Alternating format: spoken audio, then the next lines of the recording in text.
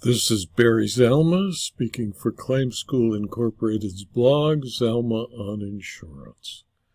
Today we're going to speak about why an insurer has no duty to accept an offer 5 times its policy limit, and why an insurer is never obligated to commit insurance claims suicide to avoid threats of bad faith, because good faith does not require an insurer to agree to pay more than the limit of its policy.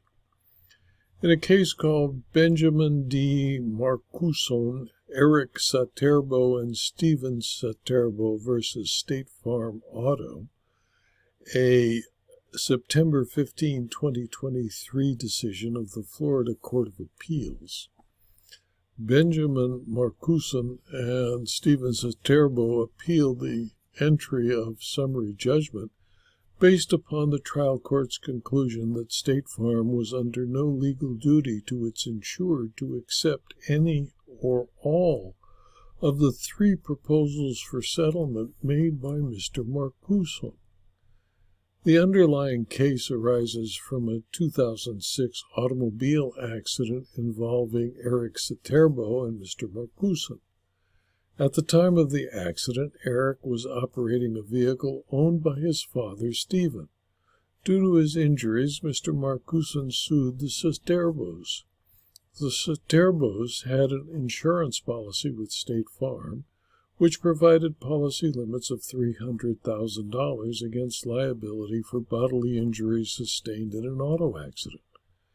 And on January 15, 2009, State Farm authorized the Crawford Law Group, the firm retained by State Farm to defend the Saterbos, to make a settlement offer to Mr. Markuson to resolve his case for the policy limits.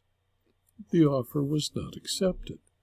Instead, in 2011 and 2012, Markuson issued 2 settlement offers to State Farm's insurers, the first oral, the second written, that were largely indistinguishable in their terms. In pertinent part, Mr. Markuson's offer would have required State Farm to 1. Tender the $300,000 policy limits to Mr. Markuson, 2. Authorize State Farm's insureds to enter into a consent judgment in the amount of $1.9 million that would not be recorded or enforced against the Saterbos, and 3. Authorize the Saterbos to assign their rights in any claims against their insurance or their insurance agent. In return, Mr. Markuson would execute a release of all claims against the Saterbos and a satisfaction of the aforementioned consent judgment.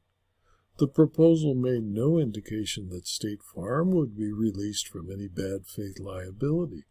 State Farm declined to accept these proposals, and the case continued to trial. Following a jury trial, Mr. Markuson recovered a total of $3,084,074, a sum considerably greater than the coverage afforded. The settlement offers by Mr. Markuson formed the basis of a bad faith case against State Farm, where Markuson and the Saterbos sued with a 7-count complaint against State Farm, the Crawford Law Group, and Larry Walker, State Farm's agent. The alleged bad faith occurred when State Farm failed to settle the personal injury action by declining 3 of Mr. Markuson's proposals for settlement, none of which, of course, were for the State Farm policy limits. The trial court concluded that State Farm had no duty to enter into a consent judgment that was in excess of the policy limits as a matter of law. The trial court found that each of the 3 proposals exposed State Farm to extra-contractual claims or payment, and that nothing suggested State Farm would be released by entering into the proposed consent judgments. It further found that State Farm never withdrew its offer of the policy limits. Thus, the trial court determined that State Farm did not act in bad faith when it did not agree to negotiate with respect to any of the 3 proposals. Here, the thrust of the bad faith case turned on State Farm's refusal to enter into an agreement. That is, State Farm, in the plaintiff's view, had a duty to authorize its insured to consent to a judgment more than 5 times the amount of the policy limit, therefore expediting the availability of a bad faith claim against State Farm itself, and to do so without releasing State Farm from liability. Florida law is clear that an insurer has no duty to enter into such an agreement. There is no duty because entering into a consent judgment for purposes of expediting bad faith litigation is indeed the functional equivalent of an excess judgment. The obligation to negotiate and settle claims on behalf of its insured is defined by and bounded within the insurance contract itself. An insured does not ordinarily have a duty to pay a claim in excess of a policy's limit. Therefore, the Florida Court of Appeals concluded that as a matter of law, the trial court correctly determined that State Farm had no duty to enter such an agreement. Thus, where there was no duty to accept the proposals, declining the proposals could not serve as the basis of the bad faith claim. The Circuit Court, however, erred by entering a final judgment in favor of State Farm to the extent the plaintiff's claims raised other theories of bad faith, and therefore remanded the case to the trial court on those other issues. In my opinion, insurance is a means of protecting against the risk of loss for accidentally injuring a third person, up to the limits of the policy acquired by the insured.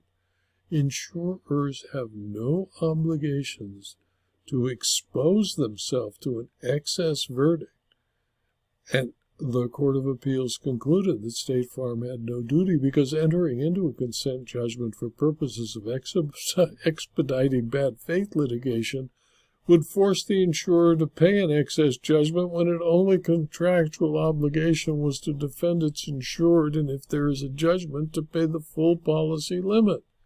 To accept the offer that the plaintiff suggested as evidence of bad faith would be to commit financial suicide and violate the clear terms of the policy. This video was adapted from my blog, Zalma on Insurance, which is available free to anyone who clicks on the URL zalma.com/blog. If you found this video to be of interest, please tell your friends and colleagues about the blog and the videos so that they too can subscribe to the blog and the videos. And if you found a need for further knowledge about insurance, insurance claims, insurance law, and insurance fraud, please consider subscribing to my Substack publications or my Locals community, where for a very small fee you can get specialized and extra knowledge about insurance and insurance law. Thank you for your attention.